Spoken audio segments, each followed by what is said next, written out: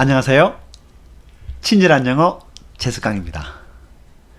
이번 시간은 독해에 대해서 설명한 시간을 가지도록 하겠습니다. 독해가 뭘까요? 이렇게 묻는 친구들이 많죠.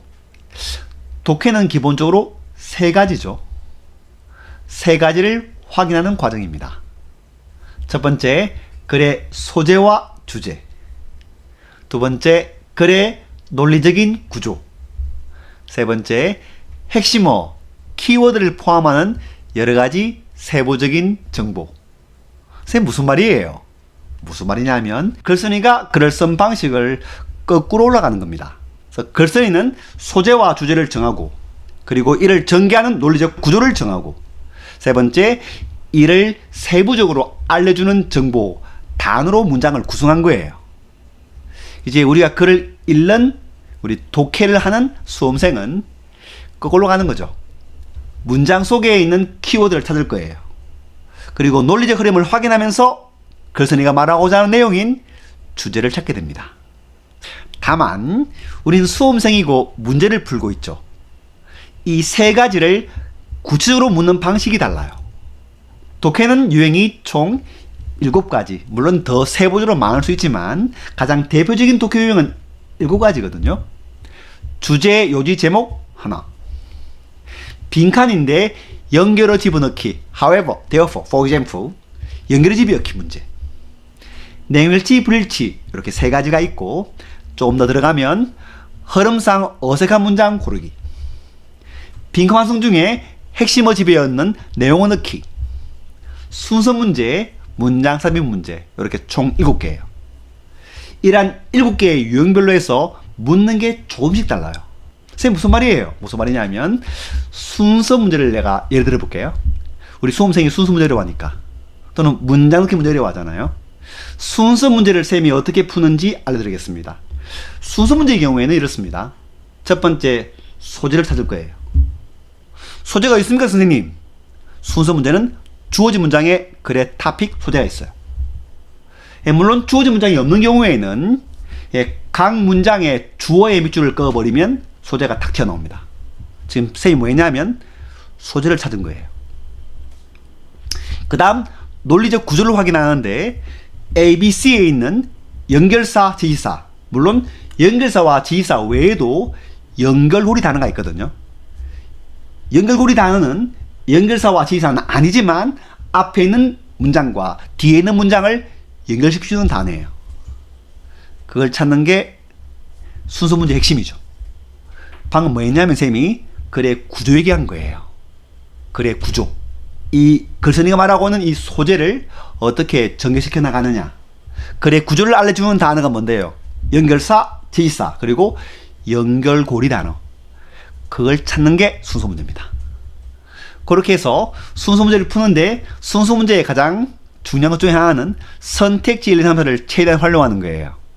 그러니까 주관식으로 만약에 ABC의 순서를 맞추어라 하면 순서 문제 어려워요. 우린 객관식 시험이죠. 선택지에 나와 있단 말이에요. 속옷법. 선택지를 최대한 활용해서 문제를 풀면 훨씬 쉽게 정답이 탁 튀어나옵니다. 순서 문제 풀이 방식을 잠깐 언급한 겁니다, 쌤이. 쌤은 각 독해, 지문, 유형별로 해서 어떻게 글이 구성되어 있고 어떻게 푸는지를 명확하게 설명해 주거든, 쌤이요. 그걸 자기 글로 만드는 과정이 필요합니다. 자기 글로.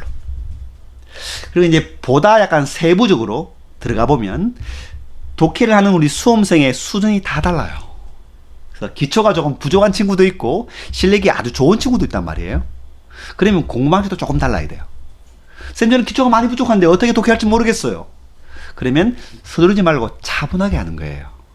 어떤 얘기냐 하면 쌤 보니까 모르는 단어 나와도 그냥 독해 풀라 하던데요. 그러면 안 돼. 기초가 많이 부족한 친구는 모르는 단어가 너무 많은데 그냥 찍기밖에 안 되잖아. 그건 아무 의미가 없어요, 솔직히 하면. 그래서 기초가 많이 부족한 친구는 이렇게 하면 돼요. 교재 보통 왼쪽 편에 어휘를 찾아놨잖아. 쌤 교재 같은 경우에는 어휘를 아주 잘 찾아놨어요. 독해 지문 왼쪽에. 그거 먼저 읽고, 그리고 난 후에 문제를 푸는데 정확하게 독해가 되지 않더라도 정답을 찾아야 돼요. 사고력을 키우는 과정이에요. 아, 글쓴이가 글을 이렇게 써나갔구나. 주제가 있고 핵심과 있고 모르는 문장과 단어가 있지만 답은 2번 이렇게. 그 연습을 꼭 해야 돼요. 아시겠죠? 독해는 원래 그렇게 하는 거니까. 그렇게 해서 정답을 찾고 난 후 답을 확인해서 맞으면 야호, 틀리면 엥 이렇게. 그리고 난 후에 공부해야 돼요. 이제 지문에 있는 문장을 하나씩 공부하는 거예요. 어떻게? 오른쪽 편을 보면 영어 단어, 영어 문장 밑에 한글 해석이 있고 끊을기 되어 있잖아. 반드시 따라 읽게 똑같이 끊을 필요는 없지만 그 문장을 하나씩. 쌤, 손독해라는 얘기입니까? 다 적어보고. 그건 하지 마. 그러니까 손독해 하면서 영어 밑에 한글 떡 적고 하는 건 시간적으로 너무 비효율적이에요. 다만 한 문장씩 해석해 보는 거예요.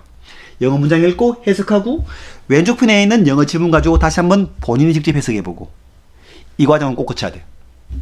그렇게 하면 서두르지 않고 하루에 한 지문 또는 두 지문 정도만 공부해도 실력이 늘어요. 왜냐하면 영어 독해는 쌤이 생각하기에 한 200개 정도의 지문을 공부하면 끝나요, 거의. 왜냐하면 그 200개의 지문에는 필요한 단어와 필요한 문장 구조가 다 들어가 있을 거거든. 그렇게 해나가면 됩니다. 쌤, 저는 초급은 아니고 중급, 고급입니다. 그러면 각 유형별로 풀이 방식 가지고 먼저 문제 푸는 거예요. 모르는 단어나 모르는 문장 구조가 있더라도 문제없어. 왜냐면 유형별 풀이 방식을 알면 문제를 푸는데 그게 무리가 없거든, 사실. 그래서 풀고 정답 확인하고 그리고 난 후에 조금 전에 말했던 기초가 부족한 친구처럼 한 문장씩 공부하면 돼요.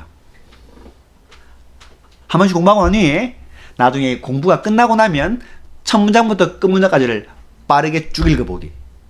빠르게 쭉 읽으면서 글이 보여야 돼요. 아, 글쓴이가 주제문을 두 번째에 배치했고 글의 구조는 이러한데 정답의 근거는 이거였지, 이렇게. 그걸 꼭 확인해야 돼요. 아시겠죠? 그렇게 하면 독해 실력이 들어요. 쌤이 생각하기에 오래 걸리지 않아요, 독해.